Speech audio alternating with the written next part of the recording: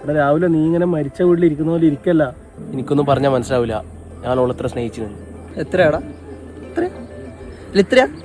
ഇത്ര എടാ മുസ്താഖെ, തകർന്ന് തരിപ്പണായി നിൽക്കുന്ന നീ പിന്നെ ആക്കല്ല.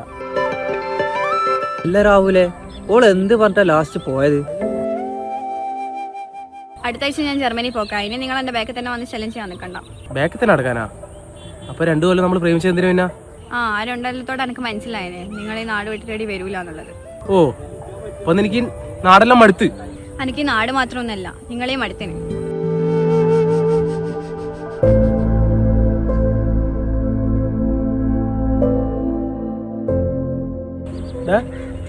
രാവിലെ എന്നാണ് ആലോചിക്കുന്നത്? ഓള് ന്യൂജൻ പെണ്ണ്, നീ എന്ത് നാടൻ മുണ്ടും എടുത്ത് മറ്റേ നാടൻ കൾച്ചറിൽ നടക്കുന്നത്? നിന്നെ നോക്കുമ്പോ സെറ്റ് ആവില്ലടാ.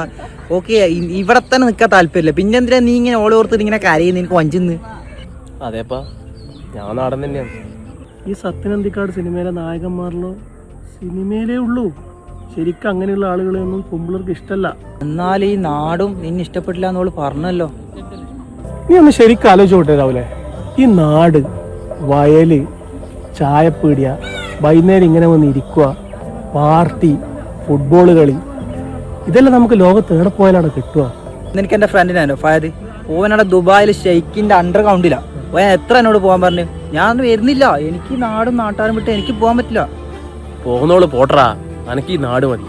ഈ നാടും ഈ തെയ്യോ ഇതെല്ലാം കാട്ടിട്ട് എനിക്ക് ഇവിടെ നിന്നാ മതി. ബാ, നമുക്ക് ചായ കുടിച്ചിട്ടല്ലോ. അത് നല്ലൊരു ഐഡിയ. ചായ പൈസ നീ കൊടുക്കണേ. ചായ മാത്രമാക്കണ്ട, ഓള് പോയ സ്ഥിതിക്ക് 3 കല്ലുമ്മ കൈ അടിക്കാം.